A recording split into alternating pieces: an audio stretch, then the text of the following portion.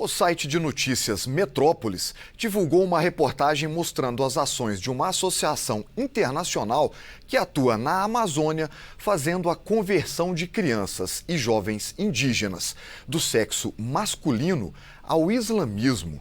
Posteriormente, essas pessoas estariam sendo levadas para a Turquia. O deputado Alfredo Gaspar, do União de Alagoas, está preocupado com esta situação. E para tratar desse assunto, ele é o nosso convidado do programa Palavra Aberta. Deputado, seja muito bem-vindo ao programa, obrigado por participar. Para iniciar a nossa entrevista, eu queria ouvir do senhor a respeito dessa instituição, né? Ela é chamada de Associação Solidária Humanitária do Amazonas. Como é que funciona essa instituição?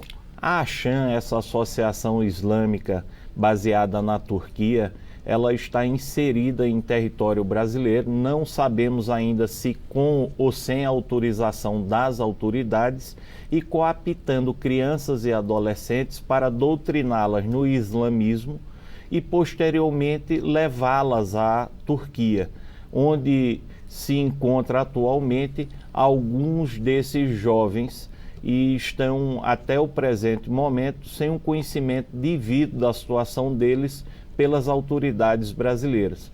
E foi essa temática que me chamou a atenção e me levou a propor essa audiência pública.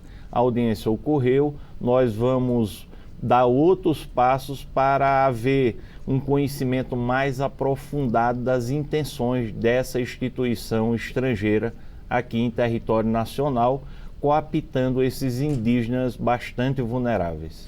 O senhor é integrante do Ministério Público, está parlamentar, mas também é integrante do Ministério Público.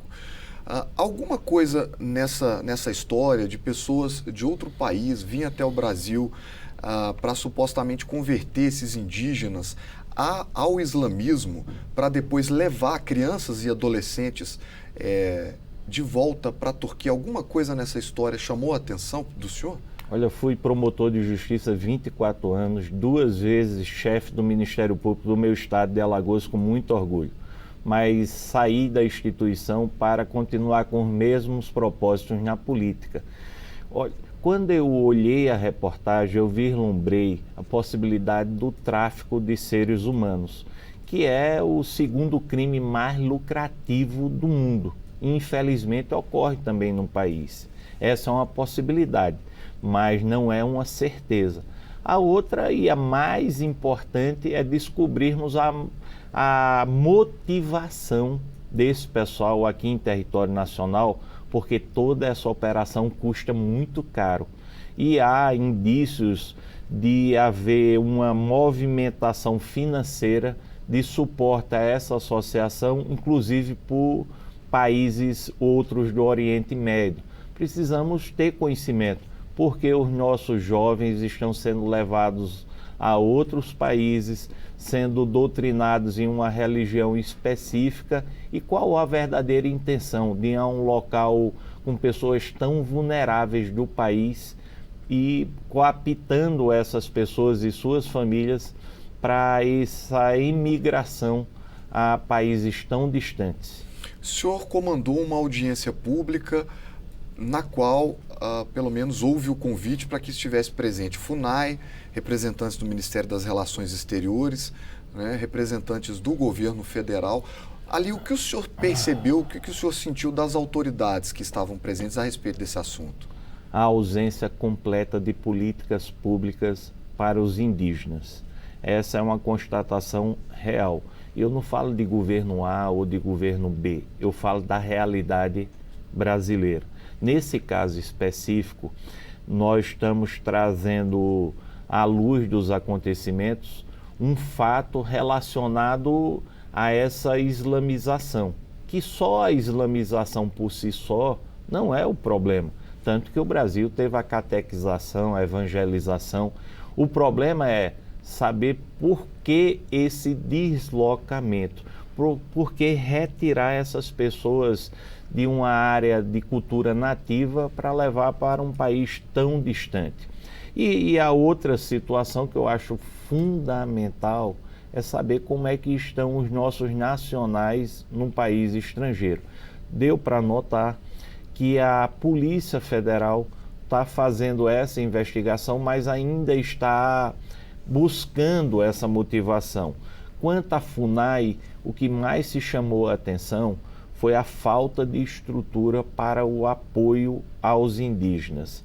E quanto ao Ministério das Relações Exteriores, ficou demonstrado o total conhecimento, pelo menos pela representação que estava lá, sobre os acontecimentos que estavam sendo tratados na audiência. São crianças e adolescentes sendo convertidos para essa religião. Para essas crianças é oferecido o ensino da língua árabe e turca. Posteriormente, essas pessoas são levadas para 2 cidades na Turquia, eu vou até confirmar o nome, Kütahya e Tarsus. Muito dinheiro envolvido, e uma questão também me chamou a atenção, somente do sexo masculino. Por que o senhor acha que pode estar acontecendo dessa forma? Nós não temos ainda essas respostas, mas falar um pouco dessa dinâmica.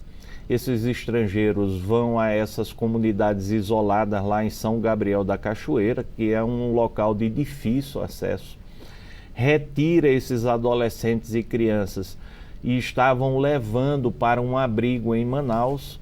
Essas crianças e adolescentes estavam sem nenhum apoio maior, inclusive com alimentação estragada, sem ter um interlocutor que falasse o português.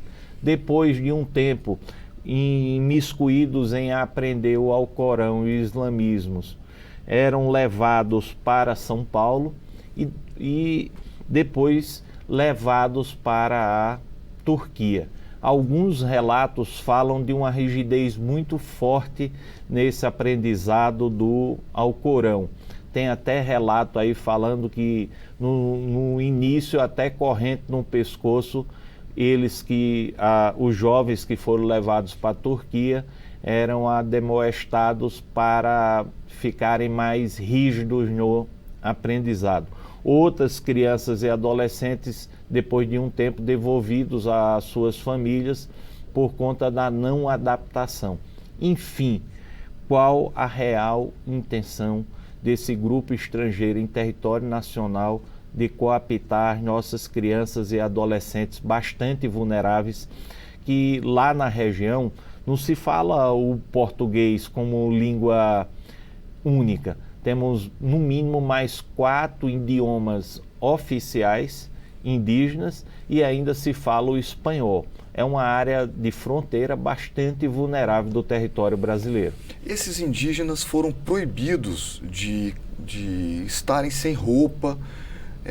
Houve ali denúncias de que parte dos costumes desse povo estavam sendo ignorados ou até mesmo proibidos. O senhor acha que pode estar havendo algum tipo de desconstrução da cultura desse povo?